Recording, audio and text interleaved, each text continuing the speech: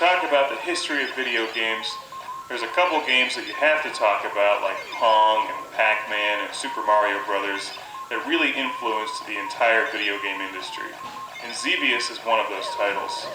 Xevious influenced the vertical shooting game genre more than any other game, and is, in my opinion, one of the best video games ever made.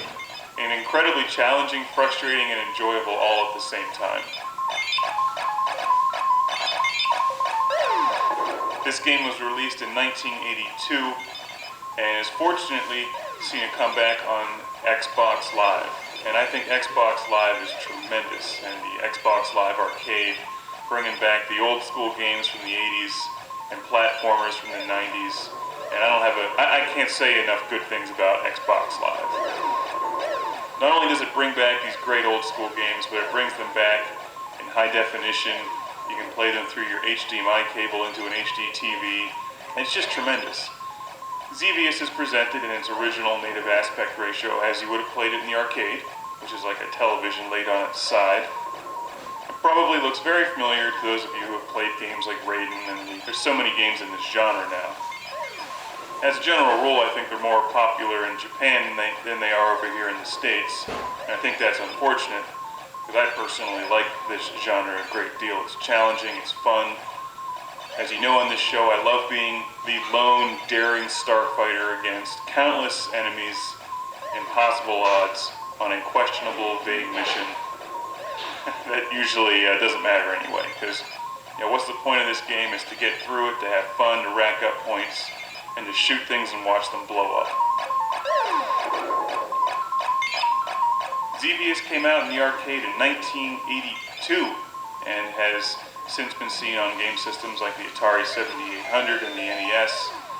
And in fact, the original Classic Game Room series, we reviewed the Atari 7800 version and a version for the PlayStation, which they remade.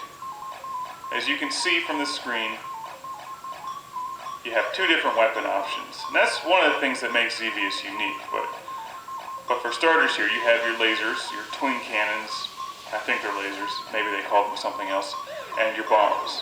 So you have to shoot your enemies in the air, and also bomb the enemies on the ground. And they're all shooting at you from different directions, and it's very challenging. What makes this game decidedly different from Raiden 3, for instance, which is one I recently reviewed, is that you can't power up your weapons to have this arsenal that fills the entire screen with your weaponry. You're basically limited to the two weapons that you start with.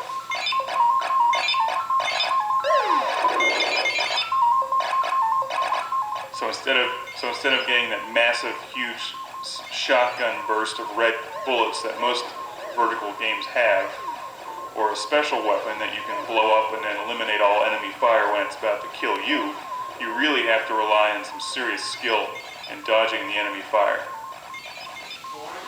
Now, I generally forget the story of Xevious. You can find it online, I'm sure.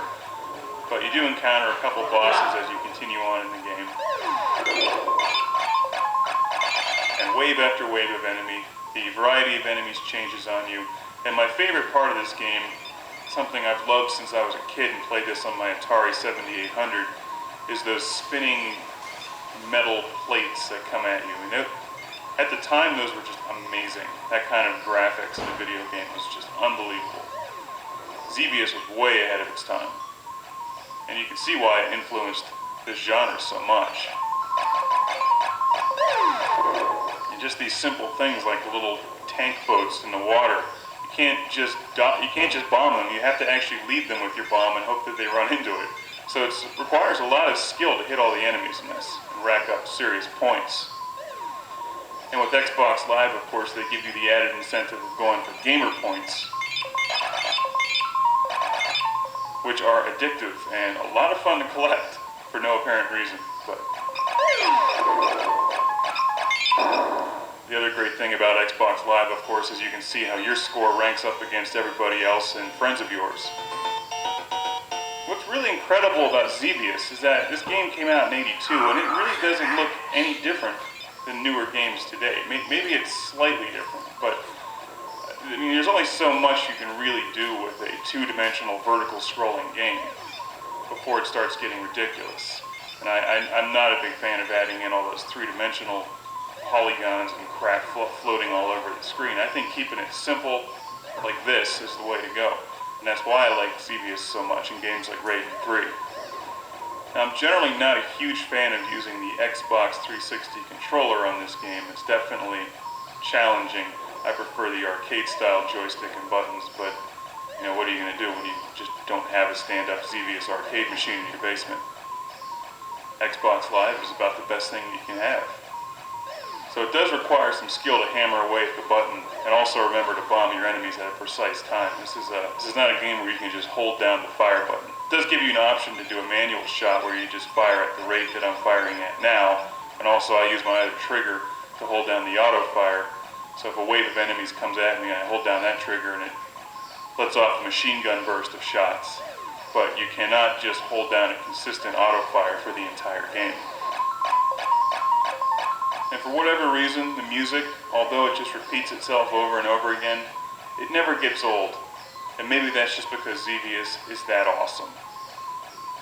Here are the metal plates. I mean, just look at those. 20 years ago, that was incredible. They're tough too. You have to dodge those things. You can't blow them up, so you have to dodge them. And then the enemy fire is coming at you, and then you get caught in between the enemy fire and the spinning metal plates, and it kills you. I love to see the resurgence in arcade titles on Xbox Live. And they don't cost much on Xbox Live. A game like this is only about $5, and it really has infinite replay value. Even if you went out to find this for your Atari 7800 or NES, it would still cost you at least $5 or $6 when you add in the shipping cost. Because you'd probably end up finding it on eBay, for instance. But with the Xbox Live, you just download it and it's no problem. Now, I'm by no means the greatest Xevious player in the world. In fact, I'd like to get a lot better at this game because it really is one of my favorite games and always has been. Just need to find the time to sit down and get back into it. One of my favorite game systems is the Atari 7800, and that's one that I grew up with and had when I was a kid. And Xevious was up there with Robotron 2084 as my favorite game on the Atari 7800. I've played it for hours and hours and hours and hours. And I'm glad to see that there's still a lot of interest in Xevious today. If you like this genre, you've never played Xevious before, you owe it to yourself to pick this game up on Xbox Live or the 7800 or the NES, and you've got to play Xevious. If you're really hardcore, you can go out and buy a real stand-up coin-op Xevious machine like they would have had it in the arcades in the 80s, and you can put that in your living room, in your house. And your wife can come home and be like, "Where's all the furniture?" And be like, "Well, I put it outside because we got a Xevious machine." And she may start to get red and get mad at you. And, "Well, why do you need furniture when you have a Xevious machine? The whole point is to stand there and play Xevious." I mean, it's only common sense.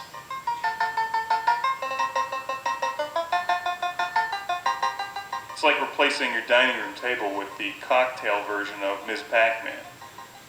You can eat on that Ms. Pac-Man machine and play Ms. Pac-Man at the same time. And hell, it worked at Pizza Hut.